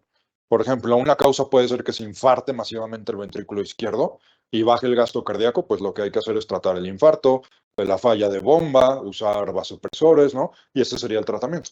Obviamente, si ya se murió un pedazo de intestino, pues iría a quitar ese pedazo de intestino, ¿no? Pero el tratamiento de la no oclusiva es tratar la causa. Bueno, hagan de cuenta que no están ahí las opciones que ven. ¿Cuál sería el tratamiento de elección en una isquemia mesentérica donde está tapada una vena? O sea, ¿cuál dirían ustedes? Bueno, no aparece ahí, pero ¿cuál dirían ustedes que sería el mejor tratamiento para una vena mesentérica que está tapada? Pues claro, muy bien, Luis Antonio. Los anticoagulantes, sí, heparina, noxaparina, sería el mejor tratamiento. Ahí no viene, pero bueno, la que mejor queda de la opción que tenemos ahí es utilizar un catéter para infundir papaverina, ¿sí? Pero sin duda, el tratamiento de elección en una vena tapada, ya sea una trombosis venosa profunda, o una tromboembolia pulmonar donde el paciente está estable, o una trombosis venosa mesentérica, es anticoagular, ¿sí? A ver, una pregunta, ¿los anticoagulantes deshacen los coágulos? O sea, los anticoagulantes van a ser, no, así es. Una van a prevenir que se formen nuevos y la otra es que van a evitar que el que ya se formó siga creciendo. El que va a deshacer los coágulos va a ser el mismo sistema de fibrinólisis del cuerpo, ¿sí? Muy bien. ¿Cuál es la fuente más común de émbolos distales? A, el corazón, B, las lesiones ateroscleróticas, C, la cardiopatía dilatada o D, las válvulas enfermas. Efectivamente, ¿no? Pues la fuente más común de émbolos distales es el corazón y no son las válvulas. Las válvulas pueden generar émbolos sépticos y demás, pero es el corazón, particularmente las cavidades dilatadas, ¿sí? ¿Qué definición de obesidad utilizando el índice de masa corporal serviría como indicación para una cirugía bariátrica cuando ya ha fallado el tratamiento médico y el paciente tiene trastornos comórbidos? A, sobrepeso, B, obesidad grado 1, C, obesidad grado 2 o D, obesidad grado 3. Bueno, la indicación de cirugía bariátrica es obesidad clase 2 con trastornos comórbidos u obesidad clase 3, aunque no haya comorbilidades, ¿no? Entonces, la respuesta aquí sería obesidad grado 2. Indicación de cirugía bariátrica es, bueno, que el paciente sea adulto, ¿no? Que pueda consentir la cirugía y que tenga obesidad clase 2 con comorbilidades o 3, aunque no tenga comorbilidades, ¿sí? ¿A qué nos referimos con comorbilidades? Pues a diabetes, hipertensión, enfermedad renal crónica, gonalgia, síndrome de apnea obstructiva del sueño, etcétera, ¿no? Todas esas son comorbilidades asociadas a la obesidad. ¿Cuál es la enfermedad maligna primaria más común del intestino delgado? A, el adenocarcinoma de duodeno, B, el tumor carcinoide del ilion, C, el linfoma de yeyuno o D, los tumores del estroma gastrointestinal o GIST del duodeno. Bueno, como bien contesta la mayoría de ustedes, ya lo habíamos dicho, ¿no? En prácticamente todo el tubo digestivo, el subtipo histológico más frecuente es el adenocarcinoma y en el caso del intestino delgado es igual, el adenocarcinoma de duodeno. Ahora, aquí les preguntan cuál es la malignidad primaria más frecuente del intestino, ¿sí? Pero si les dijeran cuál es el cáncer en general más frecuente del intestino delgado, la respuesta sería las metástasis, ¿sí? Es más frecuente que el intestino delgado se afecte por una metástasis, es decir, por un tumor que no se origina ahí, a que se afecte por un tumor que se origina ahí. ¿Y qué órganos saben ustedes que pueden dar metástasis al intestino delgado? Bueno, más bien, ¿qué tipos de cáncer saben ustedes que pueden dar metástasis al intestino delgado? Pues hay muchos, ¿no? Pero melanoma, cáncer de mama, cáncer de páncreas, cáncer de ovario, cáncer de estómago, ¿sí? Todos esos pueden dar metástasis al intestino delgado, ¿sí? ¿Qué capa muscular del recto se une para formar al esfínter anal interno. A, la capa de músculo circunferencial. B, la capa de músculo longitudinal. C, el músculo puborectal. O D, la capa de músculo liso interno.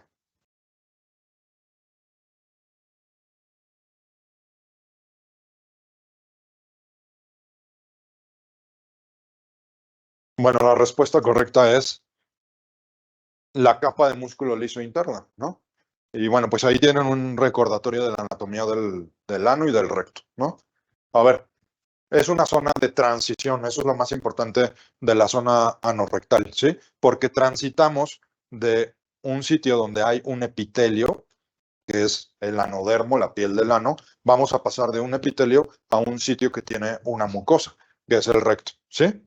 O sea, pues la piel que tenemos nosotros es un epitelio, no es una mucosa, no está húmeda, ¿sí? El ano está cubierto de piel. Conforme vamos entrando al canal anal, pues deja de ser un epitelio y se transforma en una mucosa. Por eso, igual que todas las zonas de transición que hay en el cuerpo, pues esta es una zona que le gusta mucho afectar al virus del papiloma humano, ¿sí? Bueno, hay una línea dentada, que es la línea de transición, ¿sí? Y ahí en la base de esas criptas, ¿sí? Están las glándulas anales que se pueden tapar y formar los abscesos anales, ¿ok? Bueno, vean, el recto tiene una capa muscular que igual que todo el intestino, pues es una capa de músculo liso.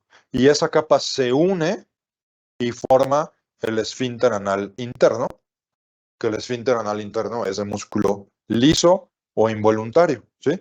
Y después está el esfínter anal externo, que es de músculo esquelético o voluntario, ¿sí? Y tenemos aquí otro músculo, ¿no? Que pues es el músculo elevador del ano, pues, cuya función describe su mismo nombre. Esa es la función del elevador del ano, ¿sí? Bueno, ¿qué hallazgo de imagenología nos permitiría excluir el diagnóstico de apendicitis? A, una tomografía computarizada en la que no vemos el apéndice. B, un enema de vario donde identificamos con claridad un apéndice corto. C, un estudio de ultrasonido con un apéndice que se comprime y que mide menos de 5 milímetros de diámetro. O D, una tomografía que muestra un apéndice edematoso, pero retrocecal.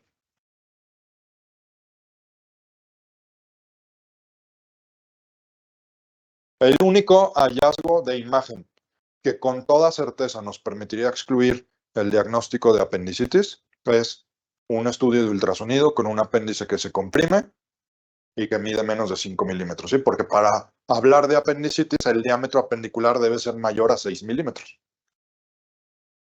Si no vemos el apéndice, pues no sabemos si está enfermo o no está enfermo. Por eso la A no puede ser, ¿sí? Pero la C, con toda certeza sabemos que eso no es una apendicitis, ¿no? Una mujer de 18 años se presenta con dolor abdominal, fiebre y leucocitosis. Con el diagnóstico presuntivo de apendicitis, se le realiza una incisión en el cuadrante inferior derecho y se extrae la lesión que ven en la pantalla. El proceso está ubicado a 50 centímetros arriba de la válvula ileocecal. Esta lesión A, la mejor forma de diagnosticarla es con un angiograma preoperatorio que debe hacerse siempre que se sospeche el diagnóstico. B, debe retirarse de forma rutinaria cuando se descubre incidentalmente durante una laparotomía. C, deriva embriológicamente de un conducto vitelino persistente. D, a menudo contiene tejido suprarrenal ectópico. O E, con frecuencia se asocia con enrojecimiento cutáneo y taquicardia episódica. Pues efectivamente este hallazgo deriva embriológicamente de un conducto vitelino persistente, ¿sí? Estamos viendo un divertículo de Meckel. ¿Cuál de las siguientes anomalías congénitas de la pared abdominal generalmente resuelve espontáneamente hacia los 4 años de edad? A, la hernia umbilical. B, el uraco persistente. C, un conducto onfalomesentérico permeable. D, un onfalocele. O E, una gastrosquis. Pues la única de todas estas que puede resolver espontáneamente es una hernia umbilical, ¿sí? Pues miren, ese es el ombligo típico de los niños recién nacidos, ¿no? Tienen su hernia y después se va corrigiendo con el paso del tiempo. Es el método más rápido para hacer el diagnóstico de sangrado por un trauma abdominal cerrado en un paciente grave. A, punción abdominal. B, lavado peritoneal. C, tomografía computarizada de ultrasonido abdominal FAST. O E, laparoscopia diagnóstica. Pues efectivamente el método más rápido, por eso se llama así, pues es el FAST, ¿sí? Digo, se llama FAST por rápido y porque cada letra significa una cosa. Focus, Assessment, Sonography, Trauma, creo que significa el FAST, ¿sí? En caso de un neumotórax a tensión, el tratamiento ideal es A, la intubación nasotraqueal, B, la intubación orotraqueal, C, una sonda de pleurostomía, un sello de agua, D, colocar un respirador con presión positiva al final de la inspiración, o E, hacer una traqueostomía. Pues efectivamente, ¿no? El tratamiento ideal de un neumotórax a tensión, pues es colocar una sonda de pleurostomía, ¿sí? ¿Cuál es la puntuación de la clasificación o de la escala de coma de Glasgow que nos indica que el paciente tiene una lesión encefálica moderada? A de 13 a 15 puntos, B de 12 a 13 puntos, C de 9 a 12 puntos, D de 7 a 8 puntos o E menos de 7 puntos. Pues muy bien. De acuerdo a la escala de Glasgow, un puntaje de 9 a 12 es el que nos permite hablar de un traumatismo cráneoencefálico moderado. 13 a 15 leve, 9 a 12 moderado, 8 o menos grave. ¿Cuál es la lesión oculta más temida de un trauma torácico? A, el hemotórax abierto. B, el neumotórax a tensión. C, un desgarro de la aorta descendente torácica. D, un tamponamiento cardíaco. O E, un tórax inestable. Pues sin duda, la más temida de lesiones ocultas, pues es un desgarro de la aorta torácica descendente, ¿sí? En el caso de una herida de abdomen por instrumento punzocortante, ¿cuál sería el método diagnóstico que nos ayudaría a confirmar o descartar que verdaderamente es penetrante? ¿Sí? A, una tomografía axial computada. B, una trayectografía. C, un ultrasonido abdominal. D, una laparoscopia diagnóstica. O E, la exploración quirúrgica de la trayectoria de la herida con anestesia local. Correcto, ¿no? Pues como bien contesta la mayoría de ustedes, hay que hacer una exploración quirúrgica de la trayectoria de la herida con anestesia local para ver si está comprometida la fascia posterior y si es así, proceder a operar al paciente, ¿sí? En el trauma abdominal, ¿cuándo estaría indicado hacer una tomografía? A, con una herida con un epiplocele. B, un paciente en shock que tiene duda diagnóstica. C, un paciente estable que tiene duda diagnóstica. D, un FAS dudoso con un paciente inestable. O E, es la primera opción entre todos los métodos diagnósticos. Para hacer tomografía, como bien contestan ustedes, necesitamos que el paciente esté estable, ¿sí? Cuando hay una fractura de pelvis, ¿cuál es la estructura anatómica que se lesiona más frecuentemente? A, los ureteros. B, la vejiga. C, la uretra. D, la vagina. O E, el recto. La estructura que más frecuentemente se asocia a una fractura de pelvis, ¿no? Es la uretra, ¿sí? La uretra es lo que más frecuentemente se daña con una fractura de pelvis y las manifestaciones van a ser las que ven en su pantalla. Una uretorragia, ¿no? Es decir, salida de sangre roja fresca a través del meato urinario, o la otra va a ser una equimosis o un hematoma en la zona perineal.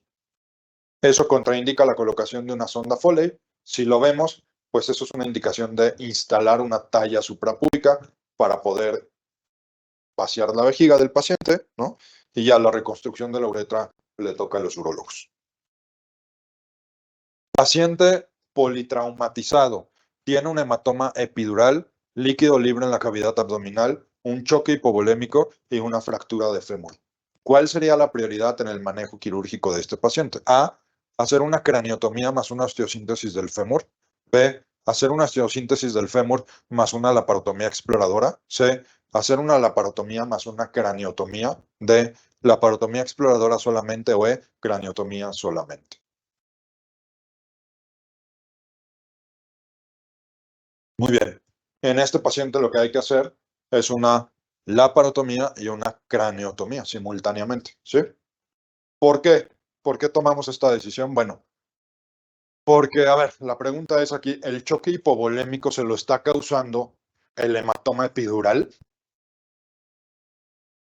¿El choque hipovolémico se lo podemos atribuir al hematoma epidural? No. ¿Cuáles van a ser? Así es. El hay que atribuírselo al líquido libre del abdomen, ¿sí? ¿Cómo se manifiesta un hematoma epidural? ¿Cuáles van a ser los datos que tenga el paciente de un hematoma epidural.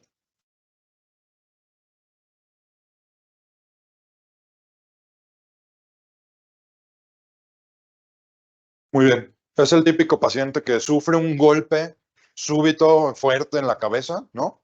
Se recupera como si nada le hubiera pasado y en un tiempo después se desvanece y se despierta y está bien, ¿no? Pero en realidad lo que va a tener es efectivamente cráneo hipertensivo, ¿no? La manifestación del cráneo hipertensivo se llama triada de Cushing, ¿sí? La triada de Cushing es bradicardia,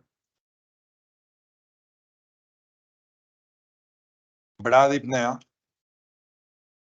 e hipertensión, ¿sí? Con la intención, como la presión intracraneana se elevó, porque está ocupado por sangre el espacio, ¿sí? Entonces, para mantener la perfusión, la presión de perfusión cerebral, el paciente debe de hipertensarse.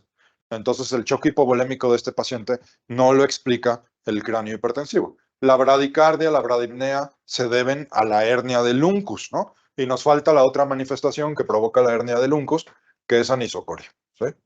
El hematoma epidural, pues es una urgencia quirúrgica, ¿sí? Bueno, paciente con traumatismo severo del tórax. Se observa en la radiografía de tórax el mediastino ensanchado, con obliteración del botón aórtico, fractura de la primera y segunda costilla derechas, desviación de la tráquea hacia el lado derecho y elevación y desviación hacia la derecha del bronquio derecho. ¿Cuál es el diagnóstico de presunción en este paciente? A, ruptura del ventrículo derecho. B, lesión del lóbulo inferior del pulmón derecho. C, ruptura traumática del esófago. D, tamponade cardíaco. E, ruptura traumática de la aorta superior. Pues sí, mediastino ensanchado con fractura de la primera costilla, lo que hay que sospechar es que este paciente tiene una ruptura traumática de la aorta superior. ¿Sí? Las complicaciones tardías más frecuentes de un trauma torácico. A, enfisema pulmonar y subcutáneo. B, fístula traqueal o esofágica. C, hemotórax coagulado con empiemo quilotórax. D, atelectasia o E, paquipleuritis con tabicamiento pleural. O sea, un paciente tiene un trauma de tórax. ¿Cuál es la complicación tardía más frecuente que vamos a ver en ese paciente? ¿Sí?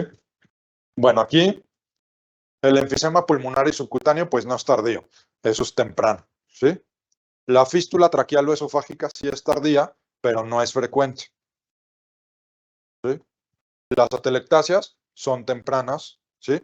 Y entonces, por lo tanto, pues la respuesta correcta va a ser que se coagule un hematoma y se infecte, ¿no? Se convierta en un empiema. Bueno, pues, ¿cuánto me dice aquí Israel? ¿En cuánto tiempo se considera temprano o tardío? Temprano, pues es inmediato hasta los primeros 5 días y tardío, pues es después de los 7, entre los 7 y 10 días o más tiempo, ¿sí?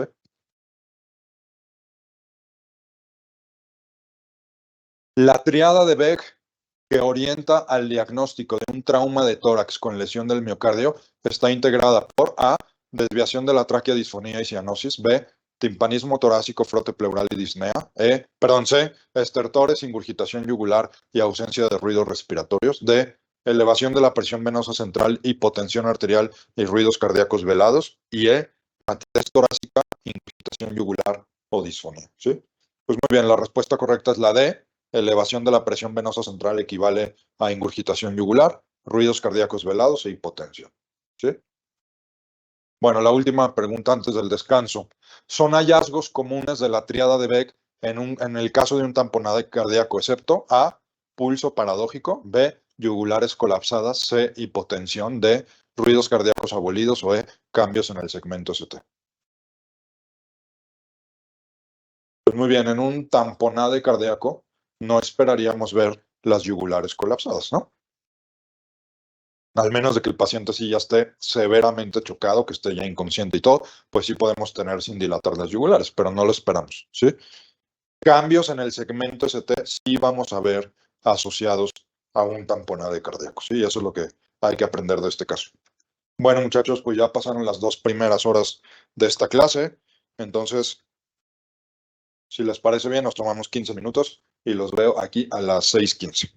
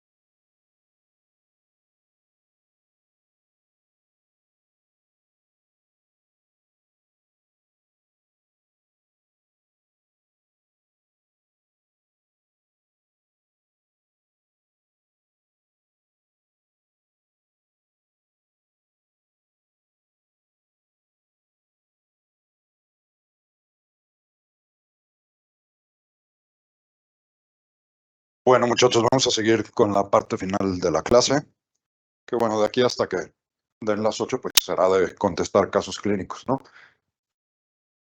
Bueno, este tema hace referencia a las hernias congénitas, a las hernias diafragmáticas congénitas, ¿no? Y la pregunta dice, la siguiente aseveración es cierta en relación a la hernia de Bogdalek. A, se manifiesta posterior a las 6 semanas de nacimiento. B, es una emergencia neonatal. C, su mortalidad es baja menor al 5%. D, es un defecto anterolateral del diafragma. O E, se asocia con oligodrapnios.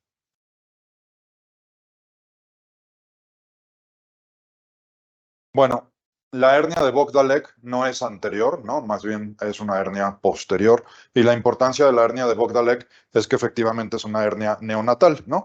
Y bueno, aquí ven ustedes el diafragma, ¿no? Ven que esto es anterior y esto es posterior. La hernia de Morgagni es la que es anterior y la hernia de Bogdalek es posterolateral, ¿sí? Y por ahí sube el intestino, es un defecto grande, sube el intestino y eso provoca que el pulmón no se pueda desarrollar. Y al momento que nace el niño, pues intenta usar un pulmón que no está desarrollado y por eso es una emergencia neonatal. Lo ideal para las hernias de Bogdalek pues es diagnosticarlas en la etapa prenatal para que los médicos materno-fetales pues la puedan tratar, ¿no? Bueno, en relación a la hernia de Morgagni, ¿cuál de las siguientes aseveraciones es cierta? A, generalmente produce restricción respiratoria. B, la edad promedio de diagnósticos a los 45 años. C, se asocia a un defecto posterolateral del diafragma. D, su reparación puede cursar con parálisis diafragmática. O E, el contenido del saco siempre es epiplón. Bueno, pues ya vimos que la que produce restricción respiratoria es la de Bogdalek, ¿no? No es un defecto posterolateral, la hernia de Morgagni es anterior, ¿no? Entonces, la característica de la hernia de Morgagni, pues es que es una hernia que se suele, a pesar de que es congénita, es una hernia que se suele diagnosticar en la edad adulta, ¿sí? Bueno, el tamaño del aneurisma aorto-abdominal que debe considerarse quirúrgico. A, mayor a 4 centímetros. B, mayor a 5 centímetros. C, si es 1.5 veces el calibre normal de la aorta. D, el doble del calibre normal de la aorta. O E, todos los aneurismas deben operarse. Efectivamente, como regla general, ¿no? Los aneurismas mayores a 5 centímetros de diámetro son los que se consideran para tratamiento quirúrgico. El riesgo de ruptura de un aneurisma aórtico se incrementa por todas las siguientes causas, excepto A, hipertensión. B, enfermedad pulmonar obstructiva. C, diámetro del aneurisma mayor a 5. D, crecimiento del aneurisma de 1 centímetro en 6 meses. O E, obesidad mórbida. ¿Cuál de todos estos factores no se asocia a un incremento en el riesgo de ruptura de un aneurisma de la aorta? Pues bueno, efectivamente es la E, ¿no? La obesidad mórbida no se asocia a un aumento del riesgo de ruptura de la aorta. Todo lo demás sí, ¿no? La hipertensión, pues es el factor más importante, la enfermedad pulmonar obstructiva crónica que mida más de 5 centímetros o que esté creciendo, todos son factores que se asocian al aumento de riesgo de ruptura. La amilasa sérica se incrementa en los siguientes padecimientos.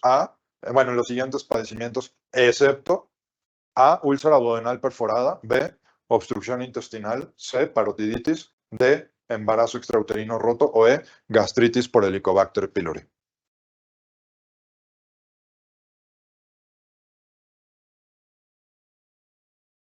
Bueno, la amilasa, pues no solamente se produce en el páncreas, se produce en distintos órganos, ¿no? Por eso decimos que la amilasa no es específica del páncreas, ¿sí? Y todos estos padecimientos provocan aumento de la amilasa sérica, excepto la gastritis por Helicobacter pylori, ¿sí? Es la única que no. Pero cualquier cosa que se perfore dentro del abdomen puede elevar la amilasa sérica. Una oclusión intestinal eleva la amilasa sérica. Una parotiditis, pues la amilasa también se produce en las glándulas salivales, ¿no? La parótida es una glándula salival, si se inflama, pues hay aumento de la amilasa. Un embarazo extrauterino roto también, ¿sí?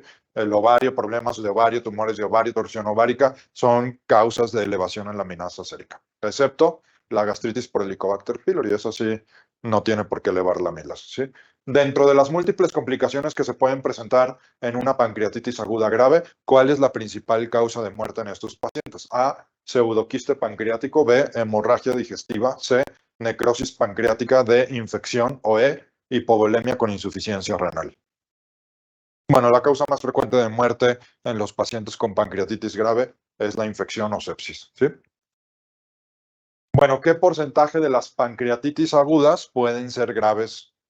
Graves, que es el término correcto. A, 1 a 2%, B, 3 a 5%, C, de 6 a 8%, D, del 10 al 20%, E, el 25%. Bueno, en general, efectivamente se calcula que el 80% de las pancreatitis agudas son leves y del 10 al 20% suelen ser graves, ¿sí? Acuérdense que según la clasificación de Atlanta, la pancreatitis se clasifica en leve, moderadamente grave y grave, ¿sí? Leve es aquella que prácticamente no tiene necrosis y no tiene una falla orgánica asociada. Moderadamente grave es la que tiene una falla orgánica transitoria, ¿sí? Menos de 48 horas. Y grave es aquella donde la falla orgánica dura más de 48 horas. Es la causa más común de obstrucción del intestino delgado. A, cáncer, B, hernias, C, enfermedad de Crohn, D, adherencias intraabdominales o E, anomalías congénitas.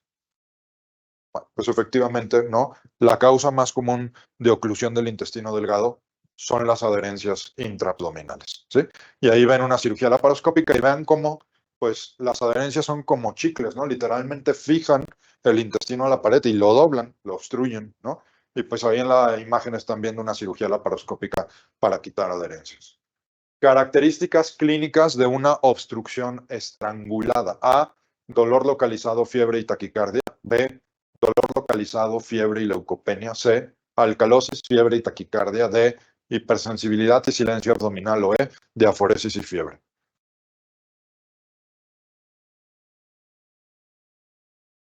Bueno, la mayoría de ustedes contestó que la D, sí, pero la D se va a presentar cuando se perfora el intestino, sí, cuando la víscera que está estrangulada finalmente se perfora y provoque una peritonitis. Pero si no, los datos más frecuentes de una obstrucción estrangulada van a ser dolor localizado, taquicardia, que es una bandera roja en la obstrucción intestinal, y fiebre, ¿sí? La hipersensibilidad, el rebote, el abdomen agudo, pues se va a producir hasta que se perfore esa víscera, ¿sí? Puede haber una estrangulación sin perforación, eso puede pasar.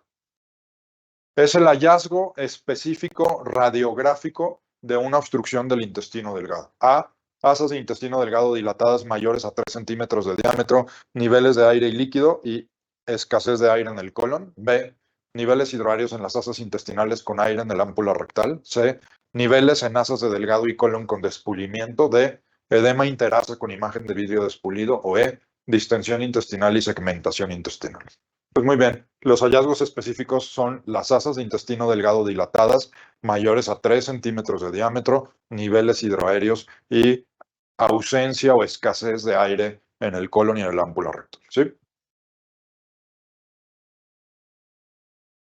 Una limitante del estudio de tomografía en una obstrucción intestinal es que su sensibilidad es de 80-90%, su especificidad es de 70-90%, solo diagnostica la presencia de masa cerrada. La obstrucción parcial o de bajo grado es su limitante, o E, es útil solo cuando está engrosada la pared intestinal.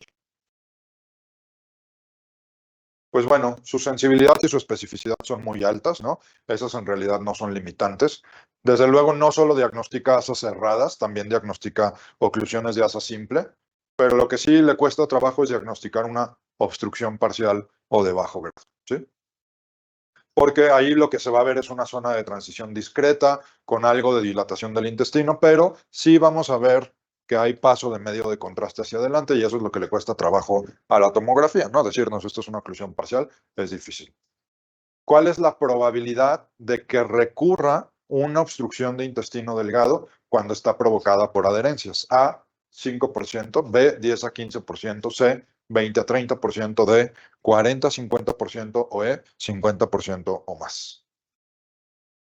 Es decir, si yo tengo una oclusión de intestino delgado por adherencias y la manejo médicamente, ¿qué probabilidad tengo de que ese paciente se vuelva a ocluir? Es alrededor del 30%, ¿no? No es tan alto, ¿sí? Entonces, este paciente se puede volver a ocluir hasta en el 30% de los casos, ¿no? Bueno, acuérdense que de los puntos clave de colecistitis aguda, bueno, les voy a poner la pregunta pasada. Dice, la vesícula biliar tiene una capacidad normal de entre 30 y 50 mililitros. Sin embargo, cuando se obstruye el cístico, puede aumentar hasta qué cantidad de bilis. A, 100 mililitros, B, 120 mililitros, C, 150 mililitros, D, 200 mililitros o E, 300 mililitros, ¿no? La realidad es que cuando se obstruye el cístico, la capacidad de la vesícula puede aumentar hasta 300 mililitros, ¿sí? Entonces, eh, ya saben ustedes que las piedritas pequeñas pueden tapar el cístico, ¿no? Y provocar qué enfermedad de la vesícula. La condición para que se presente es la obstrucción total del cístico por una piedra. Una pueden provocar colecistitis aguda y la otra pueden provocar un hidrocolecisto, ¿sí? Que es cuando la vesícula está llena de líquido de bilis transparente, ¿no? Entonces acuérdense que según la guía de práctica clínica mexicana para diagnosticar colecistitis aguda, necesitamos que la pared mida más de 5 milímetros. Eso dice la guía de práctica clínica, ¿sí? Ese es el dato objetivo más importante que necesitamos para hacer el diagnóstico.